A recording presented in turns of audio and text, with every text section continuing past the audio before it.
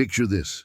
It's March 1943, and Lieutenant James Howard stares out from his B-17 bomber 23,000 feet above occupied France. His crew has spent 8 brutal hours flying through sub-zero air and dodging German fighters to reach a ball-bearing factory near Paris.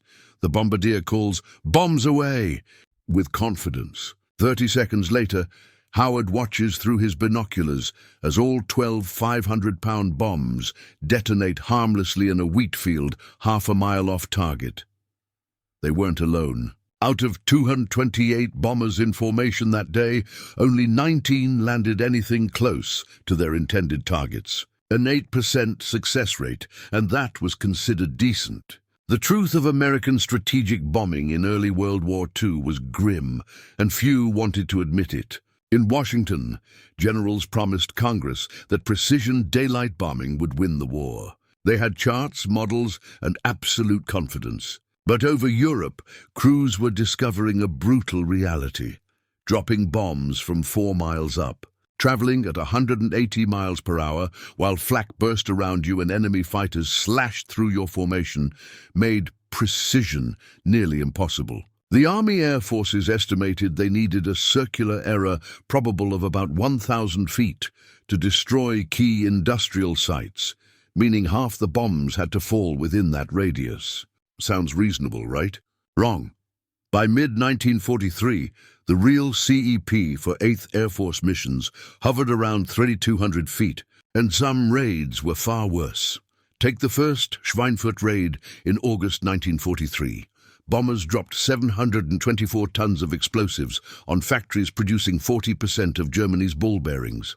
Recon photos later showed less than 200 tons actually hit the complex. The rest tore up fields, neighborhoods, and a centuries-old church 3 miles away. 60 bombers went down, 600 men were killed or captured, and production was back to normal within 6 weeks. Crews started calling it the aluminum cloud approach, flying in tight formation, trusting the lead bombardier, and toggling your bombs when he did. The theory said mass bombing would saturate the target. In practice, it didn't. German factories weren't massive. A typical synthetic oil plant might cover 40 acres. At 3,000-foot accuracy, bomb patterns spread across 300 acres. You were effectively carpet bombing and hoping something important got hit, and the cost was staggering. Every mission sent 10-man crews through walls of flak, those black bursts from 88mm shells that shredded aluminum like tissue. In 1943, the odds of surviving all 25 required missions were about 1 in 4. And for what? To watch your bombs vanish into the wrong field. Clouds, or worse, watching your bombs land and realizing you'd just wiped out a neighborhood while the factory next door kept running. Morale was collapsing faster than the bombing campaign itself. The Norden bombsight was supposed to change that. If you've ever wondered why American bombers kept flying suicidal daylight missions while the British switched to safer night raids, the Norden is your answer. Officially called the Mark 15 Norden bombsight, it was a 50-pound mechanical analog computer costing $8,000 apiece. In 1943 money, that was more than a house. The Army Air Forces were obsessed with it, spending $1.5 billion developing and producing the thing, making it one of the most expensive weapons projects in U.S. history. For context, the entire Manhattan Project cost $2 billion. Carl Norden, a Swiss engineer in New York, designed this optical marvel in the 1920s with a genuinely brilliant idea. The bombardier lay in the bomber's glass nose, peered through the eyepiece, and manually tracked the target, while the bombsight automatically computed altitude, airspeed, drift, and trajectory. The magic trick was its link to the aircraft's autopilot. During the bomb run, the bombardier could tweak controls, and the bombsight would literally fly the plane, adjusting for wind and motion. In theory, this meant pinpoint accuracy.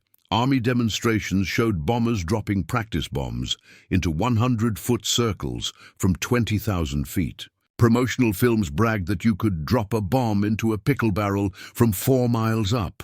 Security around the Norden was almost absurd. Bombardiers swore a separate oath never to reveal anything about it. Before each mission, armed guards delivered it in a locked case. If a bomber was going down, the bombardier's orders were clear: destroy the site with a thermite grenade before bailing out. Some men actually died obeying those orders, staying with burning planes too long, trying to melt their Norden.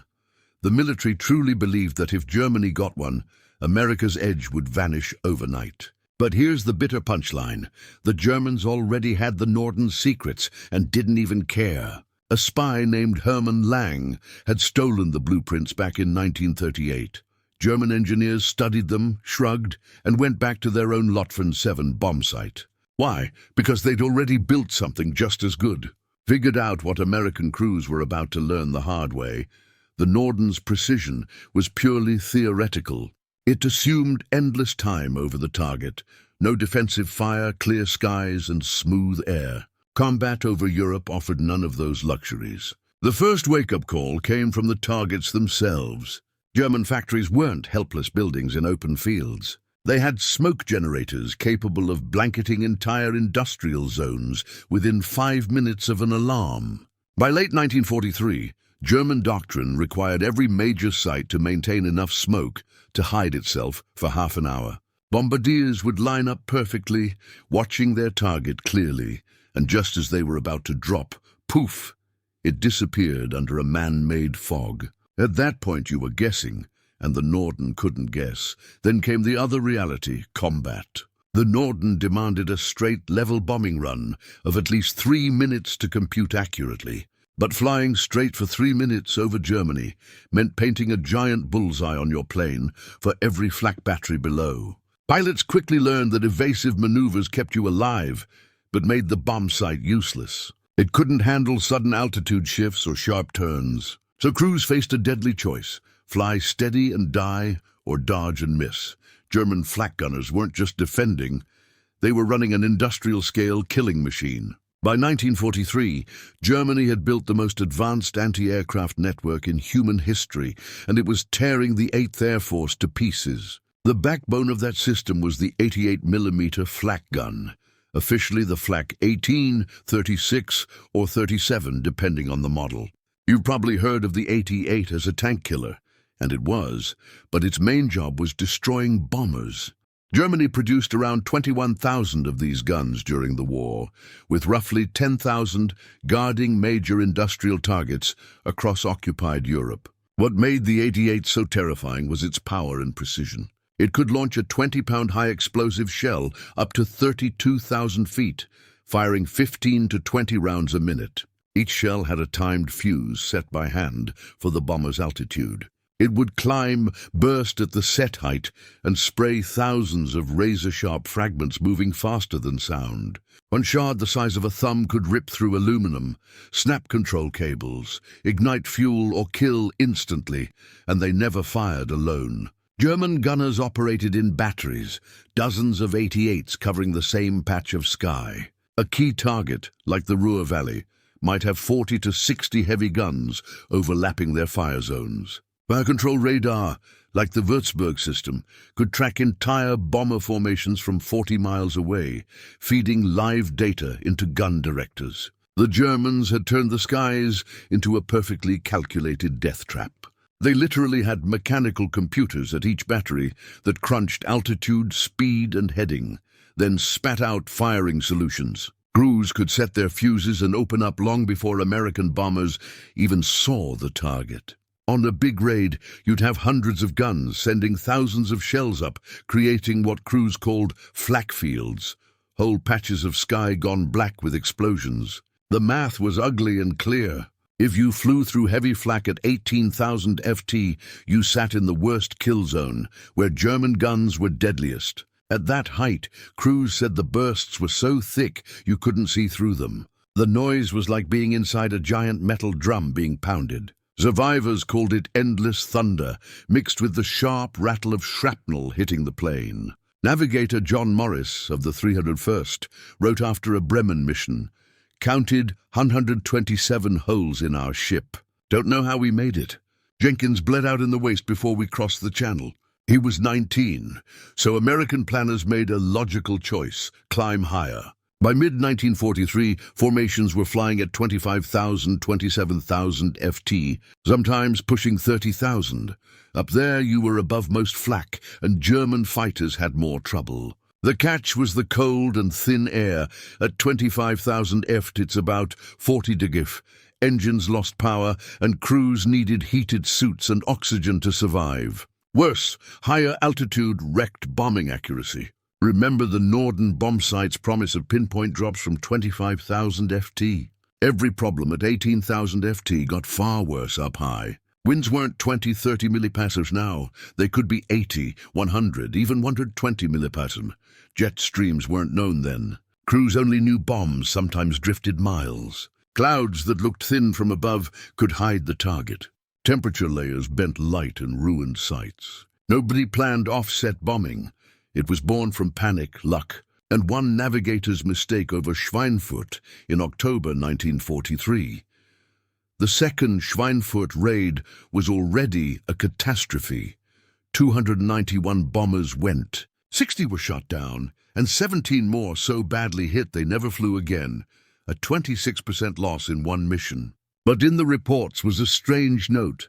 One bomb group, the 300th, had accidentally reached their initial point, the spot where you start the final bombing run, at the wrong place. And what happened next changed tactics from the wrong direction. Instead of the planned north to south run, they came in from the northeast at about a 40-degree angle to the plant. Their navigator, Captain Robert Williams, had miscalculated a wind correction on the approach. By the time the lead pilot realized they were off, the formation was already committed. You don't turn 18 heavy bombers on a dime, especially with German fighters swarming. So, Williams made a split-second call. He told his bombardier, Lieutenant Charles Murphy, to use the Norden's crosswind correction knobs, but to deliberately shift the aiming point to the right of the factory. In plain terms, instead of aiming straight at the plant and letting the bombsight correct drift, Murphy aimed at empty ground beside the target and let the wind carry the bombs back into it.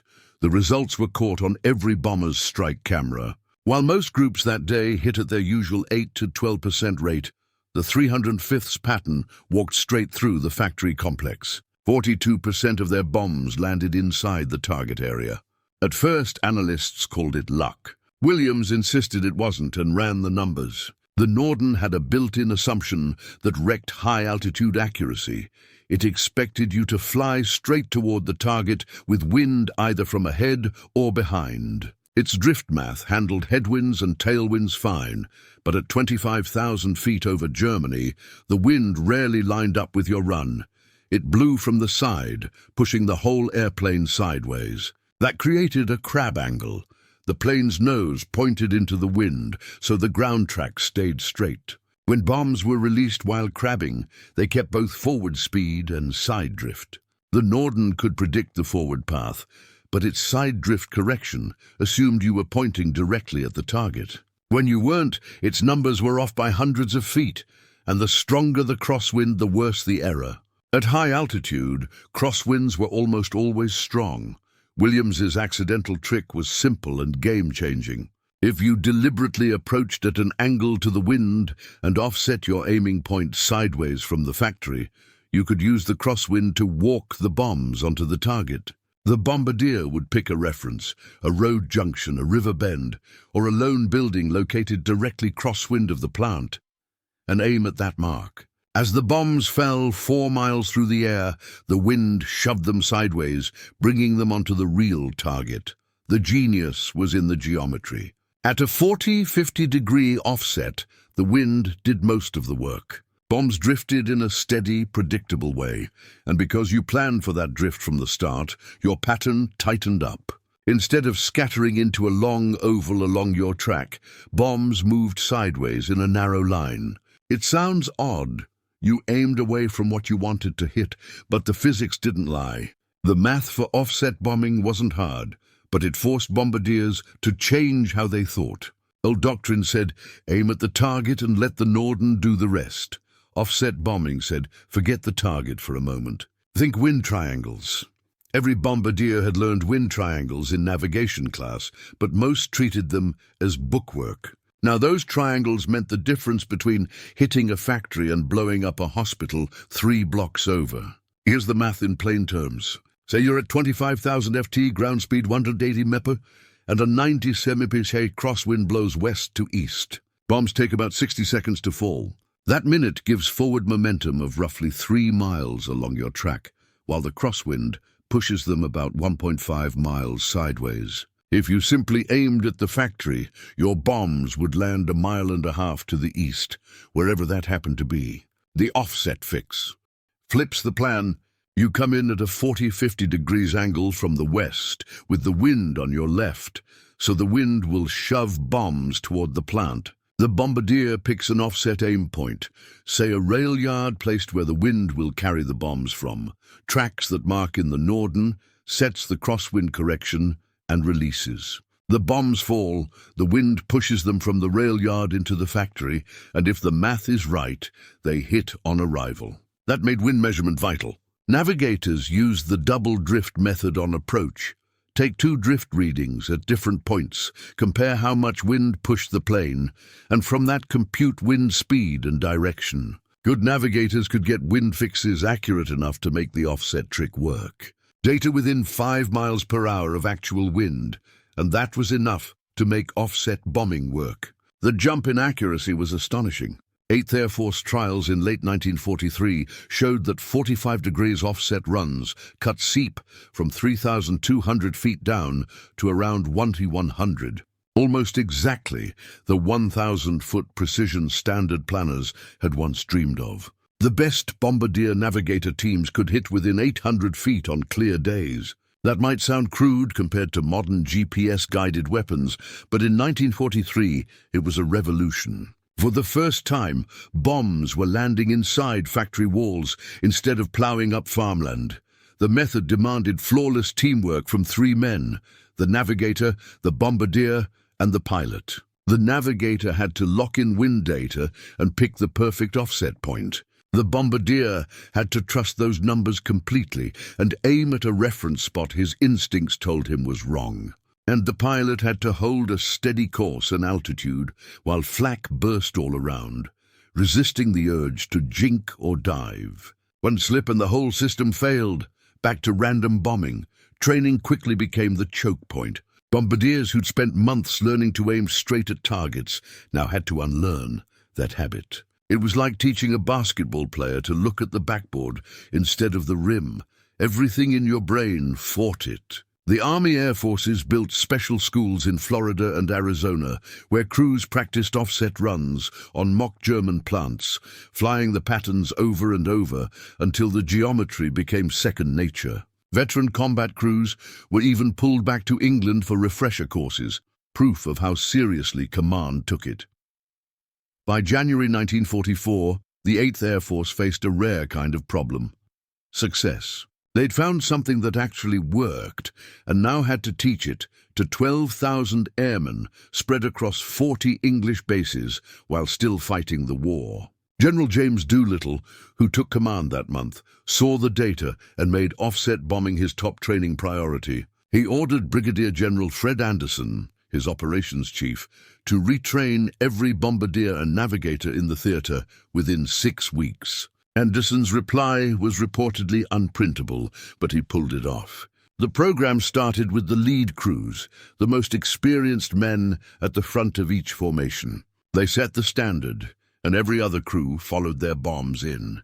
Offset techniques first. Schools popped up at every bomber base using classroom drills and real flights over English coastal ranges. The theory classes ran crews through wind triangles, drift math, and offset geometry until the numbers were second nature. Then came the flying. England in winter was a brutal training ground, constant cloud, fickle winds, and short daylight.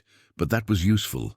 If you could hit practice targets in English weather, German skies looked easier. Crews launched at dawn, ran out to bombing ranges off the coast, and practiced offset runs on floating targets or derelict ships. Each crew flew at least 3 practice missions before being signed off for combat offset runs. Some needed 10 to get the feel.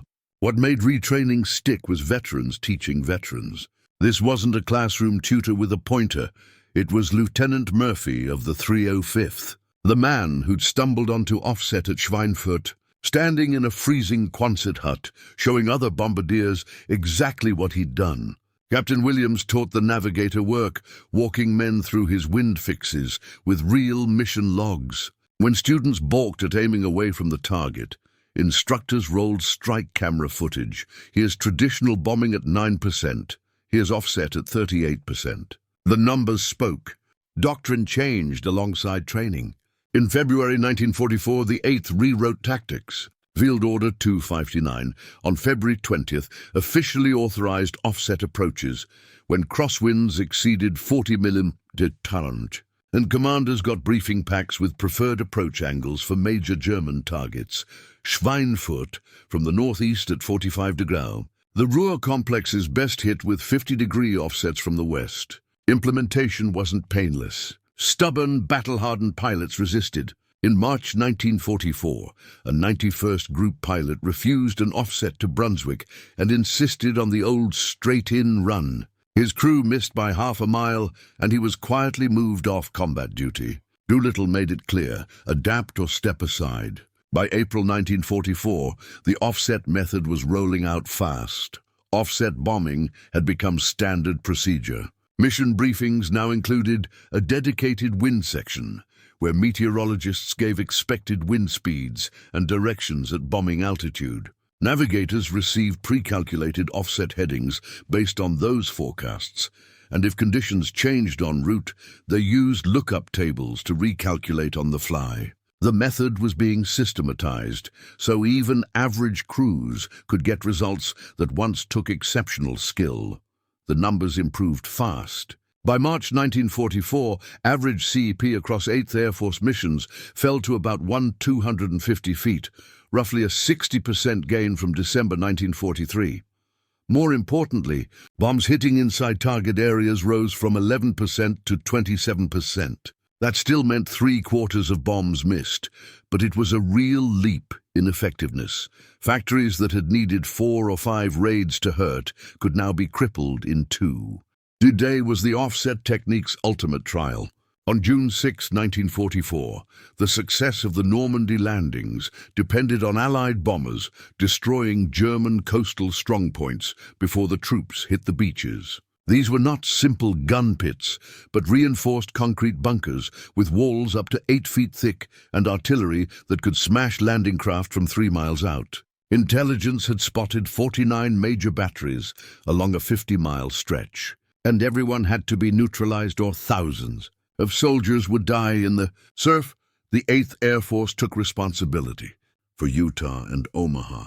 They had a tiny window, 5:50 a.m. to 6:30 a.m., 40 minutes to drop roughly 2,900 tons of bombs on fortifications that together covered less than 2 square miles. The timing was brutal, bombing in twilight with clouds forecast between 3,000 and 6,000 feet. Normal doctrine said you couldn't bomb through clouds accurately, but doctrine had to change. Offset techniques combined with radar navigation made it possible in theory to hit what you couldn't see.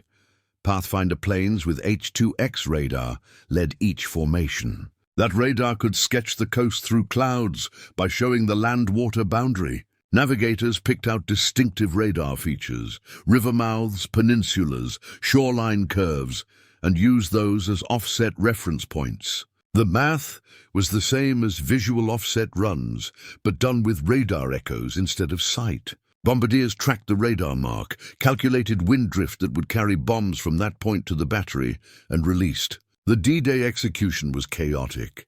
Cloud cover was worse than expected. Forecasts were worse than anyone wanted. Solid overcast from about 2,000 to 10,000 feet in many sectors. Formations had to drop to roughly 12,000 feet to get below the worst cloud, which put them squarely in range of any German flak that survived the naval barrage. Winds were a headache, 25 to 40 km/h crosswinds from the northwest pushing aircraft toward the beaches, and that wind turned into a weapon. At first, the bombing at Omaha was labeled a disaster.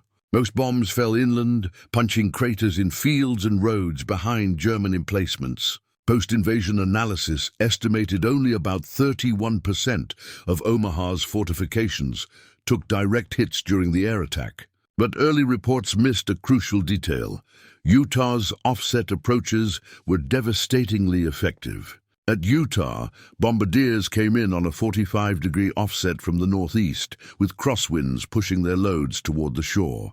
The bombs walked in tidy lines through battery positions, collapsing bunkers and silencing gun emplacements with roughly 89% effectiveness. Of 28 major fortifications at Utah, 25 were put out of action before troops reached the sand. The contrast between Omaha and Utah boiled down to execution. At Omaha, crews imposed deliberate safety delays on their releases, terrified of striking friendly landing craft. Those extra seconds put impacts 200-300 yards inland. Good intentions, catastrophic outcome. At Utah, crews trusted the calculations and stuck to their release points without added delays. Their faith paid off. When the 4th Infantry Division hit Utah at 6:30 a.m., they found the German defenses largely demolished, resistance light, and casualties low. A classified study finished in July 1944 made the point bluntly. Straight-in bombing at Omaha, even when modified for safety, reached about 31% effectiveness, while properly executed offset runs at Utah hit at about 89%. That wasn't a marginal gain. It was the difference between a tactic that barely worked and one that decisively delivered. The report found offset bombing cut the number of raids needed to neutralize fortified positions by roughly a factor of 3. By summer 1944, offset approaches were doctrine for every major Allied bombing mission, from pre-invasion rail strikes and V-1 site attacks to the systematic assaults on German oil. The method even spread across services. 9th Air Force Medium bombers picked it up for tactical strikes, and RAF Bomber Command, which had mocked American precision as fantasy began trying offset methods for daylight raids. The desperate trick born over Schweinfurt in 1943 did not stop with W2. It changed how people thought about dropping things from planes. After the war, analysts who wrote the United States Strategic Bombing Survey found a striking result. From January to December 1944, as offset bombing spread through the 8th Air Force, the total tonnage dropped on Germany rose by about 340%, while accuracy improved by roughly 190%. You were dropping more bombs and hitting far more of the right spots. That mix broke German industry in a way random early raids never could. The Cold War turned offset from a field fix into hard science. When planners in the 1950s drew up nuclear strike maps, accuracy became life and death. A normal bomb that missed by a mile wasted materiel. A nuke that missed by a mile might kill the wrong city. So Air Force schools put offset geometry on the same level as taking off and landing. Every strategic bomber crew learned offset angles. Until it was second nature, they trained assuming they'd fly through Soviet air defenses where straight-in runs meant death. The math kept changing as gear improved. The B-52, which entered service in 1955, carried radar bombing systems that were basically automatic offset machines. The AN/ASQ-38 could pick radar reference points, work out wind drift, pick the best offset angle, and fly the run. The bombardier moved from doing long sums to watching the computer, but the core idea was Williams's. Use crosswind drift as a weapon, don't fight it. Vietnam proved the idea again in a very different war. Monsoon winds over North Vietnam were extreme and fickle, worse than anything over Germany. B-52s hitting the Ho Chi Minh Trail came in on offset angles, worked out from real-time wind readings by weather planes.